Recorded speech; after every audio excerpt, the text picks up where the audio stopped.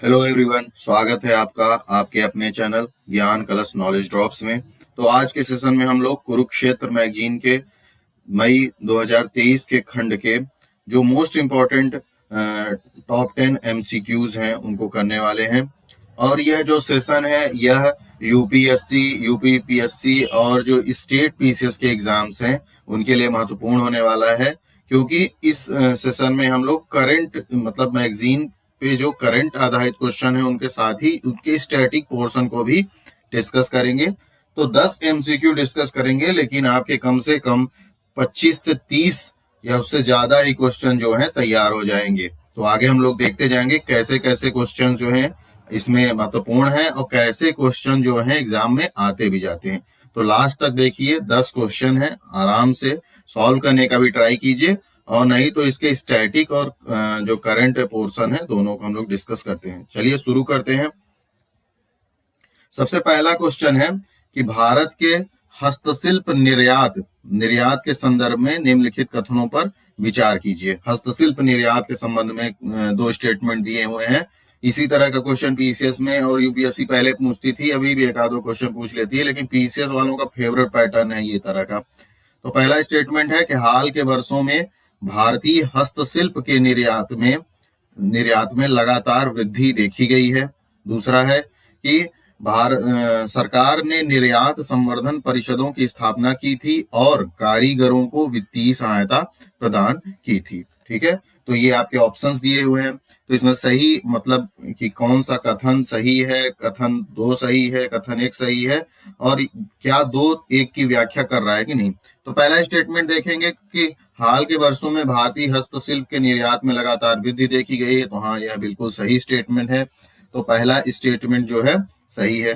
तो जब ऐसे कथन कारण वाले या कथन 1, कथन 2 या कथन और कारण की स्टेटमेंट दी हो, तो इनमें पहला स्टेटमेंट पढ़ने के बाद आपको क्योंकि लगाना होता है, तो उससे आसानी से पता चल जाता है। तो जैसे पहला पता चल गया कि हाल के वर्षों में भारतीय हस्तशिल्प के निर्यात में लगातार वृद्धि देखी गई है क्योंकि सरकार ने निर्यात संवर्धन परिषदों की स्थापना की थी और कारीगरों को वित्तीय सहायता प्रदान की थी। जो ये वृद्धि देखी गई है लगातार, उसका कारण क्या है? क्योंकि सरकार ने निर्यात संवर्धन परिषदों की स्थापना की और इसके माध्यम से कारीगरों को वित्तीय सहायता मिली। तो जब कारीगरों को वित्तीय सहायता मिली तो उसी के माध्यम से जो है हस्तशिल्प के निर्यात में, एक्सपोर्ट में क्या हुई? वृद्धि हुई, क्योंकि कारीगर को जब फाइनेंशियल सपोर्ट मिला तो उन्होंने अच्छी जो है मशीनों को खरीदा, अच्छे तरीके के उन्होंने इन्वेस्टमेंट किया, तो जिससे जो है उनकी क्वालिटी में वृद्धि हुई, और क्वालिटी जब वृद्धि हुई तो उनका निर्यात बढ़ा। तो पहला और दूसरा कथन दोनों सही है, और दूसरा जो कथन है वो पहले कथन की क्या कर रहा है? सही व्याख्या कर रहा है। तो इसका जो सही आंसर है वो कौन सा हो जाएगा? ऑप्शन नंबर ए सही आंसर हो जाएगा। तो चलिए इसके कुछ स्टैटिक या मतलब कुछ महत्वपूर्ण जो फैक्ट हैं उनसे रिलेटेड भी कुछ बातें जो है हम लोग इसमें देख लेते हैं। ठीक है, तो हाल ही में जो कपड़ा मंत्रालय है भारत सरकार का, उसने एक वार्षिक रिपोर्ट अपनी जारी की थी 2020-21 के अनुसार। तो इसमें बताया गया था कि भारतीय हस्तशिल्प के निर्यात में लगातार वृद्धि देखी गई है। कैसे? 2019-20 में उन्होंने बताया कि हस्तशिल्प का जो निर्यात था वो 19,000 करोड़ रुपए के आसपास था, और कोविड-19 के महामारी के बावजूद भी, जो चुनौतियां थी उनके बावजूद भी 2020-21 में जो है लगभग 1,000 करोड़ की वृद्धि हुई और 20,000 करोड़ जो है निर्यात हो गया। तो इससे स्पष्ट पता चल रहा है कि हस्तशिल्प के निर्यात में वृद्धि हुई। दूसरा स्टेटमेंट का जो व्याख्या है उसको देखिए कि क्यों प्रोत्साहित मतलब सरकार ने हस्तशिल्प के निर्यात को प्रोत्साहित करने के लिए कई उपाय अपनाए हैं। उनमें से एक उपाय है, केवल एकमात्र उपाय निर्यात संवर्धन परिषद नहीं है, उसके अलावा भी और सब चीजें की गई हैं, जिसके अंतर्गत अंतरराष्ट्रीय व्यापार मेलों, प्रदर्शनियों में भागीदारी की गई है, कारीगरों, शिल्पकारों को वित्तीय सहायता प्रदान किया गया है। ठीक है, तो और यह भी संभव है कि आगे और आने वाले वर्षों में जो है भारत का हस्तशिल्प निर्यात क्या होगा? और भी वृद्धि करेगा। ठीक है, इसमें थोड़ा जानकारी हम लोग निर्यात संवर्धन परिषद के बारे में देख लेते हैं। तो ये जो निर्यात संवर्धन परिषद है, तो सबसे मोस्ट इंपॉर्टेंट फैक्ट ये है, ध्यान में रखिएगा कि यह वाणिज्य विभाग के अंतर्गत आता है। किसके अंतर्गत? वाणिज्य विभाग के अंतर्गत आता है निर्यात संवर्धन परिषद। इस वाणिज्य विभाग के अंतर्गत 14 निर्यात संवर्धन परिषदों को स्थापित किया गया है। ये जो निर्यात संवर्धन परिषद हैं, ये सब कंपनी अधिनियम या सोसाइटी पंजीकरण अधिनियम के अंतर्गत गैर लाभकारी संगठन, है ना, नॉन गवर्नमेंटल ऑर्गेनाइजेशन के रूप में क्या है? पंजीकृत किए गए हैं। ये जो निर्यात और संवर्धन परिषद होते हैं, ये सलाहकारी भूमिका निभाते हैं, सलाह देते हैं, कार्यकारी भूमिका निभाते हैं, और साथ ही में जो एक्सपोर्ट करने वाले होते हैं, जैसे ये हस्तशिल्प का एक्सपोर्ट करने वाले जो भी कारीगर होंगे या जो भी लोग होंगे, उनको यहाँ पे रजिस्ट्रेशन करना होता है निर्यात संवर्धन परिषद के अंतर्गत। ठीक है, तो ये एडिशनल फैक्ट जो है, तो एक क्वेश्चन हम लोगों ने पढ़ा, उसके साथ कई सारे क्वेश्चन देखे, जैसे कि निर्यात संवर्धन परिषद किस विभाग के अंतर्गत आता है। ठीक है, क्या ये एक सरकारी मतलब संस्थान है? नहीं, ये एक एनजीओ की तरह काम करते हैं। तो आपसे डायरेक्ट पूछा जा सकता है, क्या ये मतलब सोसाइटी पंजीकरण या कंपनी अधिनियम के तहत पंजीकृत हैं? तो हाँ, बिल्कुल पंजीकृत हैं। ठीक है, तो चलिए नेक्स्ट क्वेश्चन देखते हैं। दूसरा क्वेश्चन है आपके सामने कि भारतीय शिल्प के संदर्भ में निम्नलिखित कथनों पर विचार कीजिए। 3 स्टेटमेंट दिए हैं। इस तरह का पैटर्न जो है हाल ही में यूपीएससी ने मतलब शुरू किया है। मतलब पिछले साल के पेपर में खूब सारे क्वेश्चन इससे देखे गए थे। यूपीपीसीएस भी यूपीएससी का ही मतलब फॉलो करता रहता है ट्रेंड, तो इस तरह के क्वेश्चन आरओ में भी कुछ देखे गए थे। ठीक है, तो संभव है कि आगे भी पीसीएस में भी देखा जाएगा। तो तीनों स्टेटमेंट देखते हैं। पहला स्टेटमेंट है कि मतलब आपको सही कथन चुनना है, कौन से सही है। तो भारत में कठपुतली कला के सर्वप्रथम ध्यान दीजिएगा, संदर्भ महाभारत और नाट्य शास्त्र में भी मिलते हैं। तो ऐसा नहीं है, महाभारत और नाट्य शास्त्र में मिलता है, लेकिन सर्वप्रथम नहीं मिलता है। सर्वप्रथम जो है कठपुतली के जो मतलब सर्वप्रथम जो संदर्भ है वो किसमें मिलता है? एक पुस्तक है शिल्पाधिकारम में मिलता है। ठीक है, तो ये पहला जो स्टेटमेंट है वो सही नहीं है। महाभारत और नाट्य शास्त्र में मिलता है, लेकिन सर्वप्रथम नहीं मिलता है। ठीक है, दूसरा स्टेटमेंट, वैदिक साहित्य में विभिन्न प्रकार के वस्त्रों और उनके रंगों का उल्लेख मिलता है। ठीक है, सही है दूसरा स्टेटमेंट। माना जाता है कि कोंडापल्ली खिलौने की उत्पत्ति विजयनगर साम्राज्य के दौरान हुई थी। तो ये भी स्टेटमेंट सही है। तो दूसरा और तीसरा सही है और पहला स्टेटमेंट है। तो इसमें पूछा है कि कितने कथन सही हैं? तो क्या एक सही है, मतलब क्या केवल एक कथन सही है, क्या 2 तो सही है तीनों में से, कि तीनों सही है? तो हम लोगों ने देखा पहला गलत है, तो केवल 2 और 3 मतलब 2 कथन सही है। इसका जो सही आंसर है वह है केवल 2। ठीक है, तो चलिए आगे इसका थोड़ा व्याख्या देख लेते हैं। तो देखिए, ये वस्त्र वाला है कि प्राचीन भारत में कपास वस्त्र निर्माण के लिए प्रयुक्त किए जाने वाले प्राथमिक रेशों में से एक था। मतलब कपास जो है वस्त्र निर्माण करने के लिए प्राथमिक रेशों में से एक था, कपास का प्रयोग किया जाता था प्राचीन भारत में। ठीक है, दूसरा कि जो वैदिक काल में जो वेद हैं उनमें विभिन्न प्रकार के वस्त्र और उनके रंगों के संदर्भ में धार्मिक और सामाजिक रीति रिवाजों में वस्त्रों के महत्व को देखा गया है। ठीक है, तो जो वस्त्र वाला था कि वेदों में हमारे या पुरानी प्राचीन काल के पुस्तकों में वस्त्र उनके रंगों का संदर्भ मिलता है, तो हाँ बिल्कुल मिलता है। ठीक है, ये जो स्टेटमेंट गलत था जिसमें कहा गया है कि महाभारत और नाट्य शास्त्र में सर्वप्रथम मिलता है, वह गलत है। सर्वप्रथम जो संदर्भ है वह तमिल ग्रंथ शिल्पाधिकारम में मिलता है। तो ये भी एक फैक्ट है कि शिल्पाधिकारम कौन सा मतलब भाषा का ग्रंथ है, तमिल, तेलुगु, कन्नड़, संस्कृत। तो ये भी पता होना चाहिए कि शिल्पाधिकारम किसका है, तमिल ग्रंथ है। ठीक है ना, और जिसकी रचना कब हुई थी? 1st या 2nd AD में की गई थी, है ना। महाभारत और नाट्य शास्त्र में कठपुतली का उल्लेख है ना, ऐसा नहीं है कि उल्लेख नहीं है, लेकिन पहली बार उल्लेख नहीं है, पहली बार उल्लेख शिल्पाधिकारम में है। तीसरा जो स्टेटमेंट था कि कोंडापल्ली खिलौने की उत्पत्ति विजयनगर साम्राज्य में हुई, हाँ बिल्कुल स्टेटमेंट सही है। और आंध्र प्रदेश जो है वह कोंडापल्ली खिलौने के निर्माण के लिए प्रसिद्ध है। ठीक है ना, बहुत कई 100 सालों से लोग वहां पे अपनी आजीविका के लिए उस पे काम कर रहे हैं, कोंडापल्ली खिलौनों पे। ठीक है, तो ये डायरेक्ट एक स्टेटमेंट बन सकता है, मतलब आपसे पूछ सकते हैं कि कोंडापल्ली क्या है। तो पहली बात तो कोंडापल्ली ना तो कोई मिसाइल है, ना तो कोई रथ है, ना तो कोई, ऐसा ही देते हैं ये लोग। तो कोंडापल्ली क्या है, एक खिलौना है, एक टॉय है। दूसरा पूछ सकते हैं कि किस क्षेत्र में पाया जाता है, उत्तर प्रदेश में, राजस्थान में, बिहार में, तो आंध्र प्रदेश आपको ध्यान में रखना है। हालांकि इनके नाम से पता चल रहा है थोड़ा बहुत कि साउथ का ही होगा, ठीक है। और एक ये फैक्ट तो है कि विजयनगर साम्राज्य। तो इस क्वेश्चन में भी हम लोगों ने कई सारी जो है फैक्चुअल चीजें देखी, तो एक ही क्वेश्चन में 5 से 6 फैक्ट जो है मोस्ट इंपॉर्टेंट हम लोग देखे, ठीक है। चलिए अगला क्वेश्चन देखते हैं।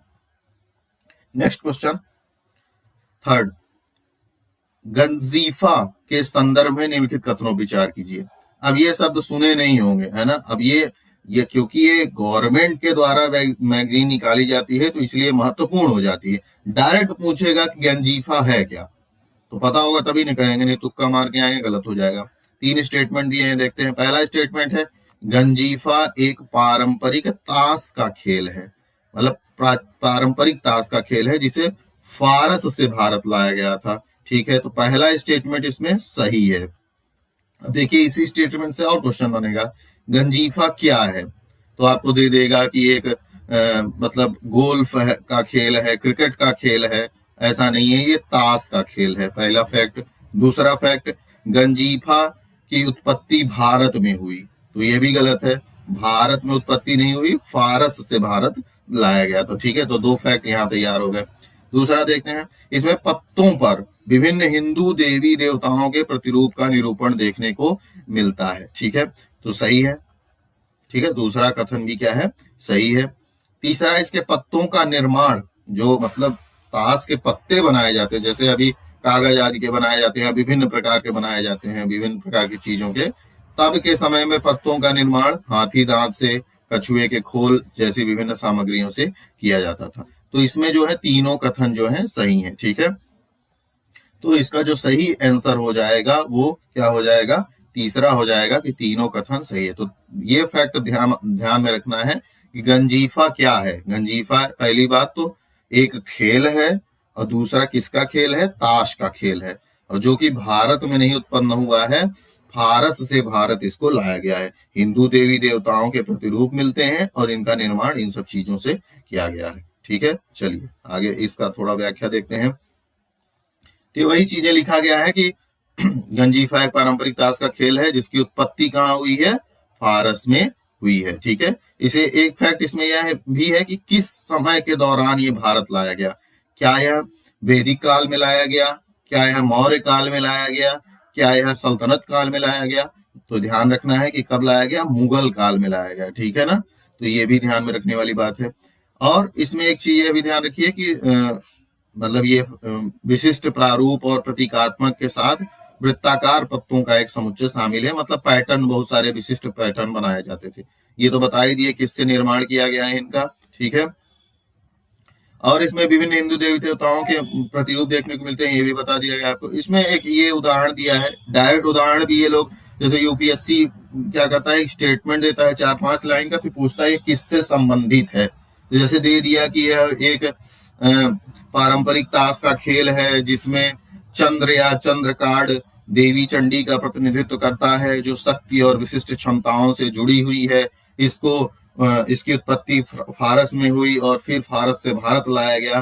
तो यह निम्नलिखित में से किससे संबंधित है, तो दे देगा कि यह प्राचीन विभिन्न प्रकार के खेल दे देगा, और उसमें से एक नाम को ऑप्शन दे दिया गया रहेगा, गंजीफा। तो ये ध्यान में रहेगा तभी नहीं चुनेंगे, तो ठीक है, तो ये ध्यान में रखना है। नेक्स्ट क्वेश्चन देखते हैं। 4th क्वेश्चन जो है कि निम्नलिखित कथनों पर विचार करना है। 2 स्टेटमेंट दिए हुए हैं, ठीक है। यह भी पैटर्न फेवरेट है यूपीएससी का भी, यूपीपीसीएस का भी। तो पहला स्टेटमेंट दिया है कि केंद्रीय रेशम बोर्ड वाणिज्य मंत्रालय के प्रशासनिक नियंत्रण के तहत एक सांविधिक निकाय है। सांविधिक मतलब स्टैच्यूअरी, मतलब किसी एक्ट के तहत बनाया गया है। कोई एक्ट होगा जिसके तहत केंद्रीय रेशम बोर्ड की स्थापना की गई है। अब ऐसे स्टेटमेंट बहुत पूछे जाते हैं कि कोई बोर्ड है वो किस मंत्रालय के अधीन आता है। तो जब भी ऐसे क्वेश्चन पढ़े तो उसमें मंत्रालय ध्यान रखने की बात है। लेकिन यहाँ पे जो है यही स्टेटमेंट में खेल करते हैं लोग, तो ये स्टेटमेंट गलत हो जाता है, क्योंकि केंद्रीय रेशम बोर्ड जो है, केंद्रीय रेशम बोर्ड जो है वह कपड़ा मंत्रालय के अधीन आता है। ध्यान, मतलब थोड़ा कॉमन सेंस भी लगाएं तो पता चल जाएगा, रेशम के कपड़े होते हैं तो कपड़ा मंत्रालय के तहत ही आना चाहिए। वाणिज्य मंत्रालय मतलब जो इंपोर्ट एक्सपोर्ट आदि को ध्यान में रखता है, तो ये केंद्रीय रेशम बोर्ड जो है कपड़ा मंत्रालय के अधीन आता है। तो पहला स्टेटमेंट गलत हो जाता है। दूसरा स्टेटमेंट है कि भारत वाणिज्यिक पैमाने पर रेशम की 5 किस्मों का उत्पादन करता है, जिसमें शहतूत, ओक, टसर और ट्रॉपिकल टसर, मूंगा, एरी। ठीक है, तो ये स्टेटमेंट सही है। ठीक है, तो पहला गलत हो गया तो दूसरा सही है, केवल दूसरा। तो इसमें हमारा जो ऑप्शन हो जाएगा दूसरे नंबर वाला होगा केवल 2, केवल 2 सही है। ठीक है, चलिए इसका थोड़ा व्याख्या देखते हैं। तो यहाँ पे देखिए, ये जो केंद्रीय रेशम बोर्ड है, ऐसे ही यूपीएससी ने पिछली बार या उसके पिछले बार क्वेश्चन पूछा है एक ऐसा कि उस बोर्ड और उसका मुख्यालय कहाँ है। हाल ही में जो आरओ का पेपर हुआ था उसमें भी पूछा था कि कुछ बोर्ड दे दिए थे और उनके जो हेडक्वार्टर्स हैं उनका, जैसे कॉफी बोर्ड कहाँ है, चाय बोर्ड कहाँ है, ऐसे ही रेशम बोर्ड का पता होगा तब न करेंगे। तो केंद्रीय रेशम बोर्ड को एक अधिनियम के माध्यम से, इसीलिए एक ऐसा बॉडी है, सांविधिक बॉडी है, स्टैट्यूटरी बॉडी है। ठीक है ना, तो 1948 में स्थापित एक सांविधिक निकाय है यह कपड़ा मंत्रालय। ठीक है, कपड़ा मंत्रालय के प्रशासनिक नियंत्रण काम करता है। इसका मुख्यालय कहाँ है? बंगलुरु में है। ये ध्यान में रखने वाली बात है, मोस्ट इंपोर्टेंट फैक्ट यही है। पहला फैक्ट तो है कि स्टैच्यूटरी बॉडी है, दूसरा 1948 में स्थापित हुआ, तीसरा कपड़ा मंत्रालय के तहत, और मोस्ट इंपोर्टेंट है बंगलुरु में हेडक्वार्टर है इसका। ठीक है, रेशम बोर्ड का। इसके लिए क्या अनिवार्य है, मतलब इसके लिए मतलब क्या क्या करता है ये बोर्ड? तो रेशम उद्योग के विकास के उपायों को बढ़ावा देना, ठीक है ना, वैज्ञानिक, तकनीकी, आर्थिक अनुसंधान सहायता देना, और केंद्र सरकार को सलाह देगा रेशम संबंधित आयात और निर्यात पर, और रिपोर्ट आदि तैयार करना और केंद्र सरकार को सौंपना। यही सभी बोर्ड क्या करता है, काम करता है। ठीक है ना, ये 5 प्रकार के हैं, बता दिया गया है, बताए हैं कि कौन कौन से हैं और कैसे इनको क्या है, यह भारत जो है उनमें अग्रणी है। ठीक है, और ये एक इम्पॉर्टेंट फैक्ट है कि जो शहतूत है और शहतूत को छोड़ के बाकी जो अन्य रेशम की किस्में हैं उनको क्या कहते हैं, वान्या रेशम। ठीक है ना, तो अगर ये स्टेटमेंट ऐसा दे दे कि वान्या रेशम जो है शहतूत भारत में जो वाणिज्यिक महत्व के 5 प्रकार है उनको कहते हैं, तो गलत हो जाएगा, क्योंकि उसमें शहतूत को छोड़ दिया जाता है। ठीक है ना, नेक्स्ट इसमें फैक्ट यह है कि जो कांचीपुरम, धर्मावरम, अरनी प्रसिद्ध रेशम बुनाई के लिए प्रसिद्ध है। तो इसमें रेशम बुनाई के क्षेत्रों के नाम दिए हैं, तो ये थोड़ा नाम 2-3 है, ये दिमाग में हमको रखना चाहिए। ठीक है, नेक्स्ट क्वेश्चन देखते हैं। अगला क्वेश्चन जो है 5वां क्वेश्चन है कि भारत में बांस की खेती के संबंध में निम्नलिखित कथनों पर विचार करना। 3 कथन दिए हैं और उसमें से सही हमको चुनना है। ठीक है ना, पहला स्टेटमेंट है कि भारत लगभग 136 प्रजातियों के साथ विश्व का सबसे बड़ा बांस उत्पादक है। सबसे बड़ा मतलब फर्स्ट नंबर पर, तो यहीं पे ये स्टेटमेंट गलत हो जाता है। 136 प्रजाति वाला तो सही है, मतलब आधा स्टेटमेंट इसका सही है, लेकिन आधा जो दूसरा है वह गलत हो जाता है, क्योंकि भारत जो है दूसरा सबसे बड़ा उत्पादक है। ठीक है ना, दूसरा स्टेटमेंट, तो पहला स्टेटमेंट इसमें क्या हो गया, गलत हो गया। दूसरा, मृदा पोषण के लिए बांस से बने चारकोल का उपयोग किया जा सकता है, सही है। तीसरा, बांस को सीमांत भूमि पर भी उगाया जा सकता है जो कृषि के लिए उपयुक्त नहीं है, यह भी सही है। मतलब जहां पे खेती नहीं हो सकती है वहां पे बांस को उगा के आप मतलब किसान जो हैं वो एक्स्ट्रा इनकम को क्या करते हैं, जनरेट करते हैं। ठीक है ना, जिससे उनको मदद मिलती है। तो 2 स्टेटमेंट इसमें सही है, 1 स्टेटमेंट गलत है। तो इसमें केवल दो सही है कथन। ठीक है ना, क्योंकि पहला गलत हो गया। क्यों गलत हो गया? क्योंकि भारत विश्व में दूसरे नंबर पर आता है बांस उत्पादन में। ठीक है, तो इसका थोड़ा व्याख्या देखते हैं क्या है। तो पहला जो उत्पादक है बांस का वो कौन है, चीन है। उसके बाद भारत कौन है, दूसरा उत्पादक है इसका बांस का। 136 प्रजातियां, ठीक है।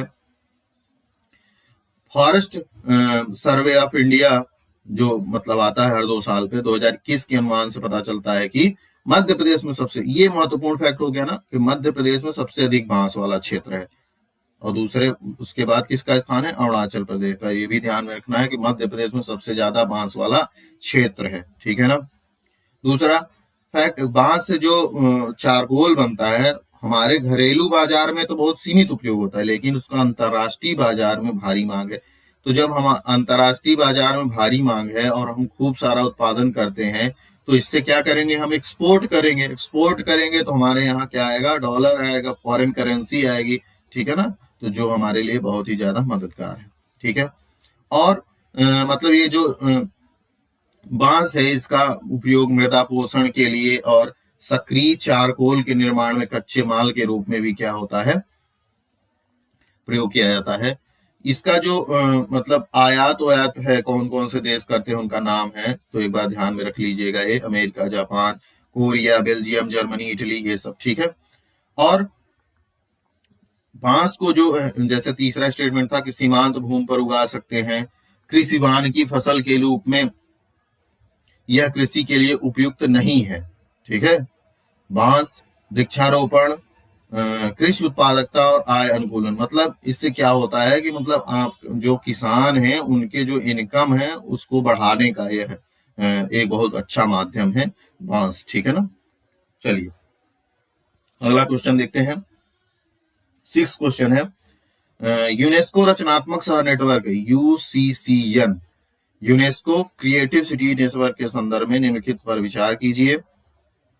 और क्या पूछा है, उपयुक्त में से कितने क्षेत्र यूनेस्को क्रिएटिव सिटीज नेटवर्क के अंतर्गत स्पष्ट रूप में क्या किए गए हैं, शामिल किए गए हैं। तो इसमें जो 5 क्षेत्र हैं इनमें से किसको किसको यूनेस्को क्रिएटिव सिटीज नेटवर्क में शामिल किया गया है, ठीक है। तो सिनेमा पहला है, सिनेमा फिल्म, इसको शामिल किया गया है, पहला ठीक है। दूसरा है कि वास्तुकला को शामिल नहीं किया गया है। तीसरा है पाक कला को शामिल किया गया है। चौथा है साहित्य को शामिल किया गया है। सतत विकास शामिल नहीं किया गया है। तो इसमें से 3 शामिल किए गए हैं। तो आपसे ये पूछा है कितने हैं, तो ये नहीं पूछा है कि कौन कौन सा है, ये पूछा है कितने हैं। तो इसमें पता होगा तभी ये वाले क्वेश्चन का यही खास बात है इस तरह के कि ये थोड़ा टफ है, क्योंकि इसमें एलिमिनेशन हो नहीं पाता। जो आपको पता है उसी के आधार पर करना है, नहीं तो गलत होने के चांसेस ज्यादा है। तो सिनेमा, पाक कला और साहित्य 3 जो हैं, इन 5 में से यूनेस्को क्रिएटिव सिटीज नेटवर्क शामिल है। तो केवल 3, दूसरा वाला इसमें सही है, केवल 3, ठीक है। इसकी व्याख्या थोड़ा देखते हैं। यूनेस्को रचनात्मक शहर नेटवर्क ये जो है UCCN, इसका गठन कब किया गया, 2004 में। तो ये फैक्ट ध्यान में रखना है कि 2004 में क्रिएटिव सिटी नेटवर्क का गठन किया गया। इसका उद्देश्य क्या है कि उन शहरों के मध्य सहयोग को बढ़ावा देना है जो रचनात्मकता को, क्रिएटिविटी को अपने शहरी विकास में एक रणनीतिक कारक के रूप में प्रदर्शित करते हैं। मतलब क्या है कि जो शहर हैं वहां पे कुछ क्रिएटिव चीज है। क्रिएटिव चीज मतलब वहां की पाक कला, मतलब भोजन बनाने की कला प्रसिद्ध है, फिल्म इंडस्ट्री प्रसिद्ध है। तो उसका प्रयोग अपने शहर के विकास में अगर वो कर रहे हैं तो उनका सहयोग करता है कौन, यूनेस्को करता है, ठीक है। जो सस्टेनेबल डेवलपमेंट गोल हैं उनमें टोटल कितने गोल हैं, 17 गोल हैं। उनमें से जो 11वां लक्ष्य है उसका उद्देश्य है सतत शहर और समुदाय का विकास, सस्टेनेबल सिटीज एंड कम्युनिटीज का डेवलपमेंट करना है। ये जो यूनेस्को का क्रिएटिव सिटीज नेटवर्क है उनमें 7, ये भी फैक्ट ध्यान में रखना है कि कितने रचनात्मक क्षेत्र हैं। तो कितने रचनात्मक क्षेत्र हैं, 7 रचनात्मक क्षेत्र हैं। और यह किससे संबंधित है, सतत विकास के लक्ष्य से, लक्ष्य 11वें से संबंधित है। तो जो 7 रचनात्मक क्षेत्र शामिल हैं उनमें संगीत है, कला है, लोक शिल्प है, डिजाइन है, सिनेमा है, साहित्य है, डिजिटल कला और पाक कला है, ठीक है। तो ये 7 क्षेत्र जो है हमको दिमाग में रखने की जरूरत है, ठीक है ना। अब भारत के कुछ शहर जो है इसमें शामिल किए गए हैं। तो श्रीनगर जो है शिल्प और लोक कला में शामिल किया गया है। मुंबई आप जानते हैं फिल्म इंडस्ट्री है, तो फिल्म के कारण। हैदराबाद गैस्ट्रोनॉमी, चेन्नई संगीत का रचनात्मक शहर, जयपुर शिल्प और लोक कला, वाराणसी संगीत का रचनात्मक शहर, ठीक है। तो ये इंपॉर्टेंट फैक्ट है, ध्यान में रखने की जरूरत है, पूछा जा सकता है क्वेश्चन, ठीक है। नेक्स्ट चलिए क्वेश्चन देखते हैं। 7वां क्वेश्चन है, एक जिला एक उत्पाद योजना के संदर्भ में निम्नलिखित कथनों पर विचार करना है हमको। ठीक है, तो पहला स्टेटमेंट कि ओडीओपी योजना में जनजातीय क्षेत्रों में उत्पादित शहद एवं अन्य लघु वन उत्पादों को शामिल किया जा सकता है, तो बिल्कुल किया जा सकता है, पहला स्टेटमेंट सही है। दूसरा, एक राज्य में एक से अधिक निकटवर्ती जिलों से मिलकर ओडीओपी उत्पादों का समूह हो सकता है, बिल्कुल सही है, दूसरा भी सही है। तो इसमें जो है तीसरा सही है, दोनों कथन सही है। ये दूसरा स्टेटमेंट ये कह रहा है, मतलब मान लीजिए कि दो डिस्ट्रिक्ट हैं आसपास, ठीक है ना, ए बी मान लीजिए कोई भी दो जिले हैं किसी भी स्टेट में। अब इन दोनों जिलों में एक ही तरह के उत्पन्न करने की मतलब दोनों जिलों में एक ही तरह के उत्पाद उत्पन्न होते हैं, तो इन दोनों को मिलाकर के भी एक ही उत्पाद के लिए ओडीओपी इन दोनों को दिया जा सकता है। ठीक है ना, वन डिस्ट्रिक्ट वन प्रोडक्ट, तो लगता तो ऐसा है कि एक डिस्ट्रिक्ट के लिए एक ही प्रोडक्ट अलॉट होगा, लेकिन ऐसा नहीं है, कई जिलों को भी मिला करके है ना बनाया जा सकता है। ठीक है, तो दोनों कथन इसमें सही है। थोड़ा इसके बारे में देखते हैं क्या है स्टेटमेंट। इसके लिए सबसे पहले ये महत्वपूर्ण है कि ये जो योजना है ओडीओपी वाली, इसको यूपी गवर्नमेंट ने जनवरी 18 में क्या है इसको स्टार्ट किया था। जब इसको सफलता मिली तो इसी को क्या है सेंट्रल गवर्नमेंट ने भी क्या किया, अडॉप्ट कर लिया है। और इसके लिए जो मिनिस्ट्री है, ध्यान में रखना है कि इसके लिए मंत्रालय कौन सा है, मिनिस्ट्री ऑफ फूड प्रोसेसिंग। कौन सा मंत्रालय? फूड प्रोसेसिंग मंत्रालय है ओडीओपी के लिए। और जब सेंट्रल गवर्नमेंट ने अपनाया तो ये कौन सी स्कीम है, सेंट्रली स्पॉन्सर्ड स्कीम है, स्पॉन्सर्ड स्कीम है, जिसका मतलब यह होता है, जैसे आप सुनते हैं ना कि इस प्रोडक्ट को मतलब स्पॉन्सर किया जा रहा है, तो स्पॉन्सर मतलब कि सरकार, जो केंद्र सरकार है वो राज्यों को कुछ पैसा देगी इस योजना को क्रियान्वयन करने के लिए, और कुछ पैसा उसमें से क्या करेंगे, स्टेट लगाएंगे अपना। ठीक है, तो इसके बारे में कुछ चीजें देखते हैं कि किस मतलब ये जो स्कीम है ओडीओपी, इसमें किसी डिस्ट्रिक्ट के वास्तविक क्षमता को बढ़ाने के लिए, उसका आर्थिक विकास हो, रोजगार, ग्रामीण उद्यमिता सृजित करने के दिशा में काम करता है इसमें। और जो भी जिले हैं उनमें जो भी उत्पाद है, जो स्पेशलिटी है वहां की, उसकी पहचान की जाती है, उसको निर्यात करने के लिए एक निर्यात हब के रूप में बनाने का प्रयास किया जाता है। और इसमें जो लोकल लेवल के जो निर्यातक है उनका समर्थन किया जाता है। और ये जो दूसरा स्टेटमेंट था कि मतलब एक से अधिक निकटवर्ती जिले मिलकर ओडीओपी उत्पादों का समूह हो सकते हैं। ठीक है, अब इस योजना के अंतर्गत अपशिष्ट से धन सृजित करना, है ना, उत्पादों सहित पारंपरिक और नवाचारी उत्पादों को सहायता दी जाती है। जैसे जनजातीय क्षेत्रों में जो जनजाति लोग क्या करते थे, मतलब जो जंगलों में या तो जो शहद है और कुछ लघु वन उत्पाद हैं, हल्दी, आंवला इत्यादि हर्बल खाद्य पदार्थ को इकट्ठा करते हैं, उनको बेचते थे, तो उसी के लिए उनको मदद की जाती है, जिससे उनका प्रोडक्ट जो है क्वालिटी का है, तो वो निर्यात हो, उनको अच्छे से अच्छा आर्थिक लाभ प्राप्त हो। जैसे आजकल एड वेड जो यूट्यूब में आता है या कहीं भी, वो जो मतलब एक ऑयल का एड आता है कि बालों में लगाने के लिए, आप देखते होंगे उसको, तो वो उसी तरह के प्रोडक्ट को क्या करना है, अगर किसी खास जगह का है तो उसको प्रमोट करना है, इसका खास उद्देश्य है। तो ध्यान रखिएगा 2018 में यूपी गवर्नमेंट ने शुरू किया था, ये स्टेटमेंट दिया जा सकता है। नेक्स्ट क्वेश्चन देखते हैं, निम्नलिखित युग्मों पर विचार कीजिए, कौन सा सही सुमेलित है, इसमें हमको बताना है। ठीक है, तो इसमें ये जो बगरू हस्त, मतलब ये इसमें दिए हस्तकला, उनके क्षेत्र दिए हैं, ऐसे क्वेश्चन दिए जाते हैं।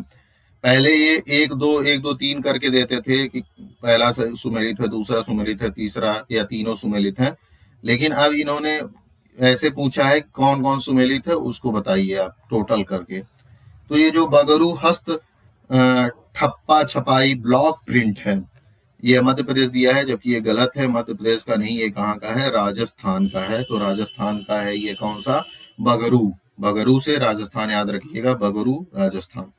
दूसरा है जीन साजी, जीन साजी राजस्थान दिया है, यह गलत है। जीन साजी कहाँ का है, उत्तर प्रदेश का है, तो जीन साजी कहाँ का है, उत्तर प्रदेश का है, ध्यान रखना है। इसमें पहला जो है पुरुलिया छऊ मुखौटा, यह पश्चिम बंगाल का है, तो यह सही है। तो पहला स्टेटमेंट इसमें सही है, मतलब पहला सही सुमेलित है, पुरुलिया छऊ मुखौटा पश्चिम बंगाल का है। और ये दोनों क्या है, गलत है इसमें। जीनसाजी यूपी का है और बगरू कहाँ का है, राजस्थान का है। तो केवल एक क्या है इसमें, सुमेलित है। ठीक है, तो इसकी व्याख्या थोड़ा देखते हैं। ये जीआई टैग से संबंधित ही क्वेश्चन था, हाल ही में दिए गए थे, तो उन्हीं से संबंधित कुछ फैक्ट है इसमें।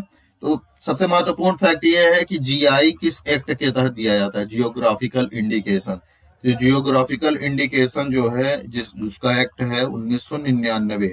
ठीक है ना, GI of goods registration and protection act 1999 के तहत यह मतलब दिए जाते हैं। और ये फोर्स में कब आया, ये एक्ट तो तब बना, लेकिन फोर्स में कब एक्ट आया, वह आया 15 सितंबर 2003 से।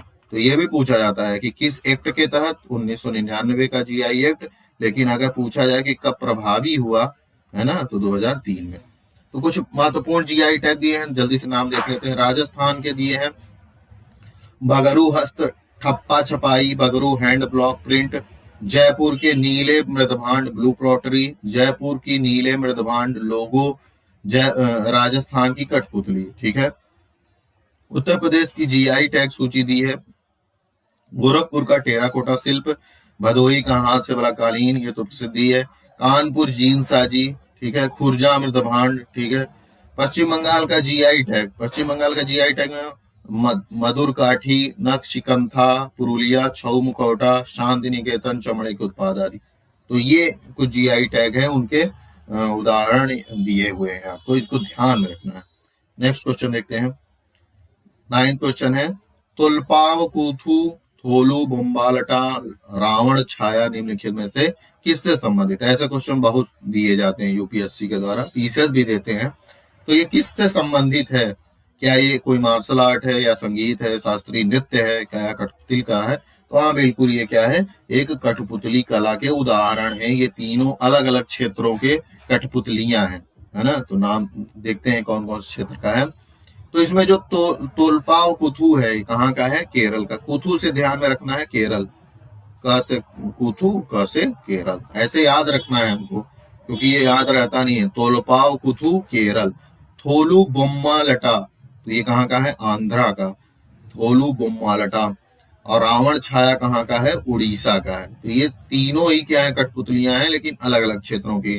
तो तोलपा कुथू केरल, बोम्बालटा आंध्रा, और रावण छाया ओडिशा का है। ठीक है, नेक्स्ट 10th क्वेश्चन, राष्ट्रीय बांस मिशन के संबंध में निम्नलिखित कथनों पर विचार करना है। तो राष्ट्रीय बांस मिशन का उद्देश्य गैर वन भूमि में बांस रोपण के तहत क्षेत्र को बढ़ाना है। तो सही कथन है। यह पारंपरिक बांस शिल्पकारों के कौशल को उन्नत करने का भी प्रयास करता है। ठीक है, दूसरा भी। कृषि और किसान कल्याण मंत्रालय राष्ट्रीय बांस मिशन के तहत नोडल मंत्रालय थे। ठीक है, तो इसमें ध्यान रखना है ये फैक्ट कि यहाँ पे देखिए गैर वन भूमि, ठीक है ना, गैर वन भूमि में बढ़ावा देना है ना ये। ठीक है, इसका उद्देश्य क्या है, शिल्पकारों का स्किल भी डेवलप करने की बात की जा रही है, तो यह भी ध्यान में रखना है। और मंत्रालय तो सबसे महत्वपूर्ण है कि कृषि और किसान कल्याण मंत्रालय, तो तीनों ही सही है। तो तीसरा हो जाएगा कि सभी कथन क्या है, सही है। ठीक है, थोड़ा व्याख्या देखते हैं क्या है। तो पहली बात तो यह राष्ट्रीय बांस मिशन जो है वो सेंट्रली स्पॉन्सर्ड स्कीम है, सेंट्रल सेक्टर नहीं है। सेंट्रल सेक्टर स्कीम होती तो केवल केंद्र सरकार पैसा लगाती, लेकिन स्पॉन्सर्ड है तो दोनों स्टेट और केंद्र सरकार मिल के पैसा लगाएंगे। ठीक है, 2018-19 के दौरान जो है पुनर्गठित राष्ट्रीय बांस मिशन शुरू किया गया। ठीक है ना। अब इसमें जो है ये सब दिया है इसमें डिटेल, तो ये जो महत्वपूर्ण है उसको बताता हूं मैं आपको कि कृषि आय के, पिछला क्वेश्चन एक और भी था बांस से संबंधित ना, तो बांस क्या है, कृषि आय का पूरक है। जैसे पशुपालन जो है वह भी कृषि आय का पूरक है, क्योंकि उसके लिए बारिश आदि पर निर्भरता नहीं है कि बारिश होगी तो फसल होगी, नहीं होगी तो नहीं होगी। तो लेकिन पशुओं को पालना तुलनात्मक आसान हो जाता है। ठीक है, तो गैर वन सरकारी और निजी भूमि में बांस रोपण के तहत क्षेत्र में वृद्धि करना है और जलवायु परिवर्तन के लचीलेपन में योगदान देना इस योजना का क्या है, लक्ष्य है। ठीक है, बाजार की आवश्यकता के अनुसार उनके कौशल को भी उन्नत करना है। शिल्पकार जो हैं, जो बांस से उत्पाद बनाते हैं, आप जो देखते हैं कि वो डलिया होती है वो बांस की बनी होती है, तो उसको ये सब बना लेते हैं अपने ही, मतलब कुर्सी आदि भी बनाई जाती है इसी का प्रयोग करके। तो उसको उनको कौशल देना, स्किल डेवलपमेंट करता है। और ये मंत्रालय तो है ही कृषि और किसान कल्याण मंत्रालय। तो ये जो है टॉप 10 जो है कुरुक्षेत्र मैगजीन पर आधारित जो है क्वेश्चंस थे। आपको कैसा लगा? आप यहाँ तक देखे हैं तो बहुत बहुत धन्यवाद उसके लिए। कैसा लगा बताइए। आगे भी ऐसे ही हर मंथ के टॉप 10 एमसीक्यू योजना, कुरुक्षेत्र और डाउन टू अर्थ संबंधित मैगजीन्स के कुछ क्वेश्चन जो है करने का सोचा है मैंने। अगर आपको अच्छा लगा है तो कमेंट करके जरूर बताइए और दोस्तों के साथ शेयर कीजिए, सब्सक्राइब कीजिए, बेल आइकन आप दबा लीजिए, जिससे जो है अगले वीडियो जो है आप तक आसानी से पहुंच जाए। बहुत बहुत धन्यवाद। चलिए मिलते हैं आगे।